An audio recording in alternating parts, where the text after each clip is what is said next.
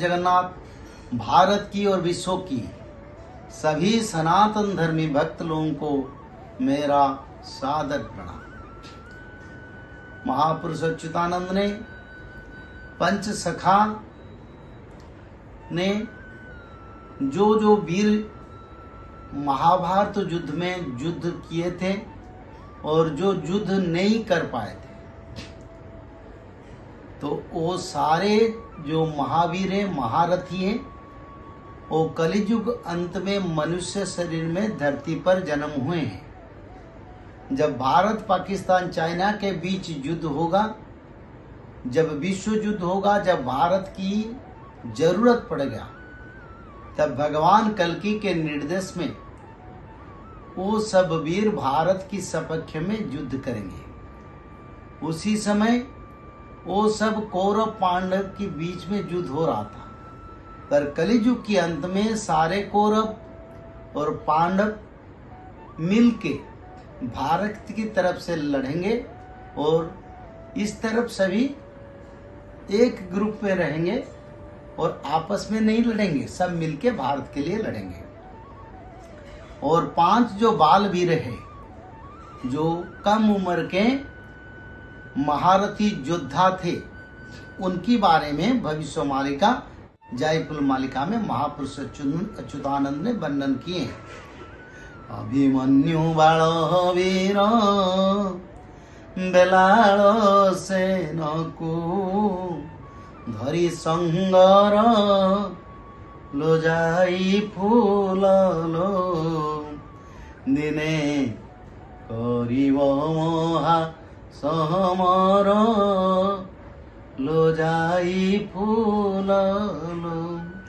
महापुरुष अच्युतानंद ने अति पवित्र भाव से और भारत जैसे पवित्र भूमि को सुरक्षा के लिए जो अभिमन्यु को कपट युद्ध में सप्तरथी ने मिलके युद्ध में उनका विनाश किया था, वही अभिमन्यु फिर धरती पर मानव शरीर में जन्म हुए हैं, इस भारत में जन्म हुए हैं। और इसके बारे में ही लिखा है, खुद अभिमन्यु और जो बेलाल सेन है वो भी महायोद्धा थे।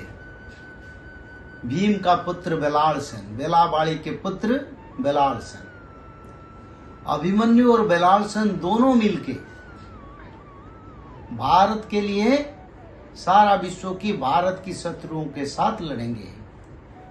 पर ये कब होगा? जब भगवान कल्कि निर्देश देंगे, ये जाके तुम भारत के लिए युद्ध करो, और उनको आशीर्वाद करेंगे भगवान कल्कि, और करने से वो महासमर करेंगे। एक तरफ से यंत्र शक्ति, दूसरी तरफ से मंत्र शक्ति के प्रभाव से युद्ध होगा, और बेलाल सेन और अभिमन्यु अपना धनुर्बाण से मंत्र शक्ति के प्रभाव से सारे यांत्रिक शक्ति को नाकाम करके असुरों का और पापियों का विनाश करेंगे। चाइना तो चाहता है युद्ध करने के लिए, पाकिस्तान भी चाहता है, और तुर्की भी धमकी देता है, पर अंजाम के बारे में पहले अगर जानता होते हैं तो ऐसा बात नहीं करते। अनजान ही होगा, भारत का विजय होगा, क्योंकि इस देश में भगवान है और इस देश में सप्तरथी है। इस देश में पंचबाल महावीर है, इस देश में भगवान हनुमान है, शंकर भगवान है और भगवान कल्कि है। तो इस देश के साथ कोई भी युद्ध करेगा, सामयिक समय के लिए उनको निस्तारण तो मिलेगा, पर युद्ध की अंत में भारत का विजय का सिवा संसार में इसको टालने वाला कोई शक्ति नहीं है। तो अंजाम तो भारत की तरफ से आएगा और अंजाम उन्हीं लोगों का विनाश होगा। आज जो युद्ध करना चाहते हैं उसको भी कान खोल के सुन ले, क्योंकि युद्ध ही परिताप का और दुख का संवाद और दुख का निदर्शन है। और भारत जैसी भगवान जहाँ हैं, उन देश से युद्ध करके भला कोई जीत पाएगा नहीं। अंत में जो जो देश आज भारत के साथ युद्ध चाहते हैं उनका ही विनाश हो। तो अंजाम मलिका में यही लिखा है।